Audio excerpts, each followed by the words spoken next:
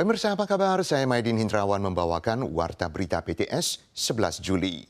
Badan Cuaca Pusat CWA memperkirakan permukaan laut antara Laut Tiongkok Selatan dan perairan Filipina Timur akan menjadi kawasan kondusif bagi perkembangan sistem tropis mulai akhir pekan dan ada kemungkinan berkembang menjadi taifun. Sementara cuaca serupa telah diperkirakan untuk seluruh Taiwan dalam sepekan mendatang. Cerah dengan suhu tinggi sebelum siang dan berkesempatan hujan petir sore harinya. Suhu 35,5 derajat Celcius terpantau di kota Taipei tanggal 11 pagi. CWA memperkirakan cuaca serupa untuk seluruh Taiwan dalam sepekan mendatang, yakni cerah dengan suhu tinggi sebelum siang dan berkesempatan hujan petir pada sore hari.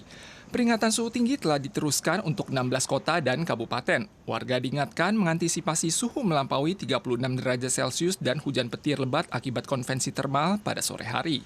Menurut CWA, permukaan laut antara Laut Tiongkok Selatan dan perairan Filipina Timur akan menjadi kawasan kondusif bagi perkembangan sistem tropis mulai akhir pekan.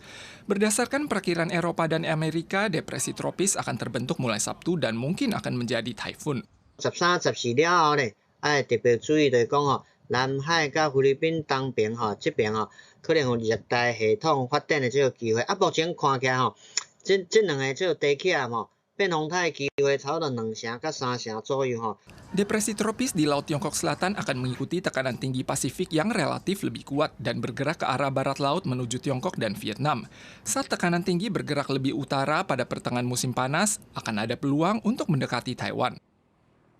Polisi Taoyuan memperluas program pemberantasan tunasusila dengan melakukan penggerebekan menyeluruh di karaoke, bar, klub relaksasi, pusat kebugaran, serta rumah bordil. 120 orang yang terlibat dalam prostitusi ilegal telah terjaring mencakup 67 wanita Taiwan, 45 warga Thailand, dan 8 warga Vietnam. Yang patut diperhatikan, mayoritas WNA tersebut tiba di Taiwan dengan visa turis. Seorang wanita bernama Wen Wen memposting pesan berisi layanan seks di internet. Petugas polisi menuju lokasi untuk inspeksi. Setelah memeriksa paspornya, mereka menemukan bahwa ia adalah seorang pria Thailand yang datang ke Taiwan dengan visa turis. 并在其身上查获安非他命毒品0.93公克，全案依违反《儿少性剥削防治条例》、《毒品防治条例》移送法办。 Pria transgender Thailand yang terlibat dalam pekerjaan seks ilegal ini juga dijatuhi sanksi pelanggaran UU Ketertiban Sosial dan Moralitas. Selain itu, petugas kepolisian cabang Taoyuan juga melakukan inspeksi di klub kebugaran dan menangkap wanita tunasusila asing, mencakup 7 warga Thailand, 3 warga Vietnam, dan 1 warga Taiwan. 其中2家有暗中经营色情之状况，经完成搜证，于昨日进行查缉，共查获应招女子11名及客人3名，全案依法移请侦办。 Beberapa waktu lalu, petugas kepolisian Taoyuan memperluas program pemberantasan tunasusila dengan melakukan penggerebekan menyeluruh di karaoke, bar, klub relaksasi, pusat kebugaran, serta rumah bordil, dan berhasil menciduk 65 kasus tunasusila dan 120 orang yang terlibat dalam prostitusi ilegal. Mencakup 67 wanita Taiwan, 45 warga Thailand, dan 8 warga Vietnam. Mayoritas dari WNA tersebut tiba di Taiwan dengan visa turis. Terpantaunya pergerakan kapal induk Shantung milik Tiongkok di Pasifik Barat telah meningkatkan ketegangan di kawasan Indo-Pasifik. Kementerian Pertahanan Nasional Taiwan mengumumkan 37 pesawat TPR terdeteksi pada tanggal 10. 36 darinya terbang melewati garis tengah Selat Taiwan, melintasi wilayah udara selatan dan tenggara Taiwan menuju Pasifik Barat untuk melaksanakan latihan militer laut dan udara bersama dengan Shantung. Ketegangan kembali meningkat di kawasan Indo-Pasifik seiring terpantaunya kapal induk Tiongkok Shantung di Pasifik Barat dan terus diutusnya jet tempur TPR untuk mengusik Taiwan. Kementerian Pertahanan Nasional Taiwan tanggal 10 mendeteksi total 37 pesawat. 36 darinya melewati garis median dan ekstensi, melintasi wilayah udara selatan dan tenggara Taiwan menuju Pasifik Barat untuk melaksanakan latihan militer laut dan udara bersama dengan Shantung. Kementerian Pertahanan Jepang juga mendeteksi pergerakan Shantung dan mengeluarkan pemberitahuan tanggal 9 bahwa Shantung dan 4 kapal lainnya termasuk Yan'an ditemukan di perairan Pasifik sekitar 520 km tenggara Pulau Miyako. Sementara pada saat yang sama, militer AS sedang melakukan latihan militer lingkar Pasifik di Hawaii. Api persaingan semakin membara antara AS dan Tiongkok.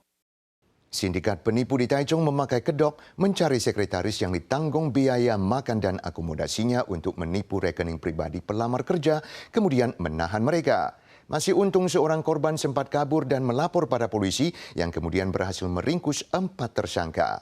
Di lain pihak, polisi Kaohsiung kemarin juga berhasil menangkap 7 anggota sindikat dan membongkar 4 kasus penipuan. Semuanya berkedok investasi untuk menipu uang. Korban yang meringkuk di pojok dibawa keluar dari ruang tahanan oleh sindikat penipu. Polisi memanfaatkan kesempatan ini untuk meringkus 4 tersangka anggota sindikat kriminal tersebut. Sindikat ini memakai kedok mencari sekretaris yang ditanggung biaya makan dan akomodasinya untuk menipu rekening pribadi pelamar kerja, kemudian menahan mereka. Sindikat ini baru terungkap setelah ada korban yang melarikan diri dan melapor polisi. Tersangka yang semula hendak melakukan transaksi 1,5 juta dolar Taiwan dengan korban segera kabur setelah melihat polisi.